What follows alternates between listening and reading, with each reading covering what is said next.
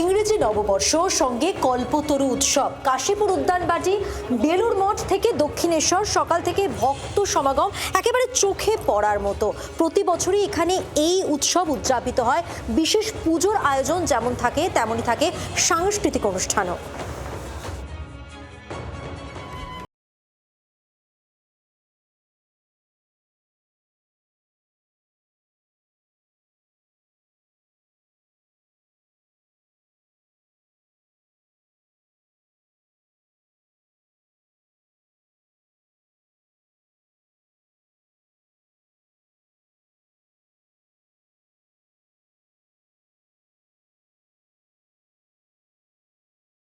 পয়লা জানুয়ারি দাঁড়িয়েও কাশীপুর উদ্যানবাটি এবং তার কল্পতরু উৎসব ভক্তদের কাছে অত্যন্ত প্রাসঙ্গিক এবং জনপ্রিয়। তাই সকাল থেকে লাখো ভক্তের সমাগম কার্যত উদ্ভাসিত করেছে কাশীপুর উদ্যানবাটিকে। রয়েছে মনোজ্ঞ সাংস্কৃতিক অনুষ্ঠান এবং শয়নকক্ষে ঠাকুরের আশীর্বাদ একবার নেওয়ার জন্য এই মুহূর্তে মানুষের আকুল প্রার্থনা চোখে পড়ছে বারবার।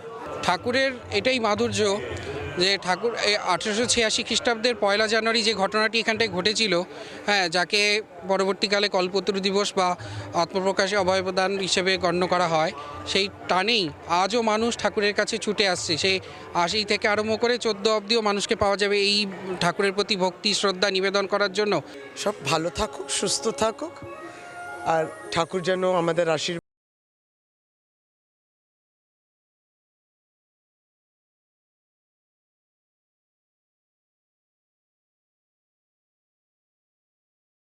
আলাদা অন্যরকম অনুভূতি। আর তাই বছরের প্রথম দিন বেলুর মঠে সকাল থেকেই ভক্ত সমাগম।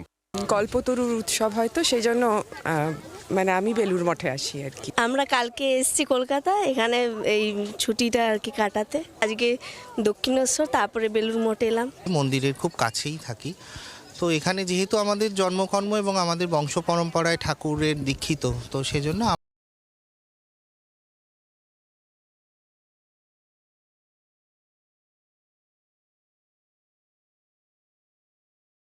যে সারদা সদাব্রত ভবন রয়েছে সেখানেই বিশেষ খিচুড়ি ভোগের ব্যবস্থা করা হয় এবং সেই প্রসাদ একেবারে গ্রহণ করার জন্য লম্বা লাইন পড়ে যায়। আমি একটু আমার ক্যামেরা পার্সনকে দেখাতে বলবো যে ঠিক হলের মধ্যে এভাবেই কয়েক হাজার মানুষের এখানে বসে খাবার ব্যবস্থা করা হয়েছে।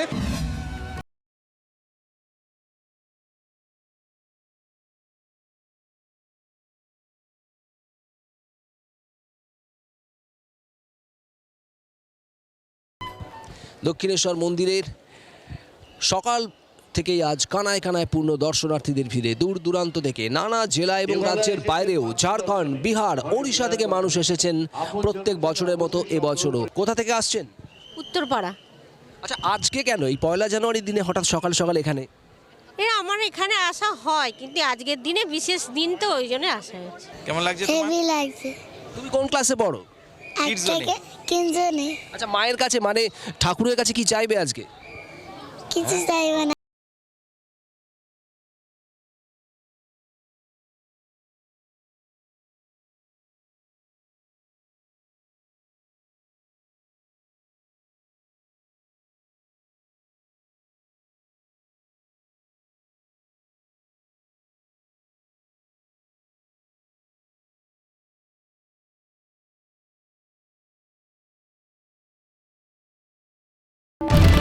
বাংলার আওয়াজ, বাঙালির আবেগ, জি 24 ঘন্টা।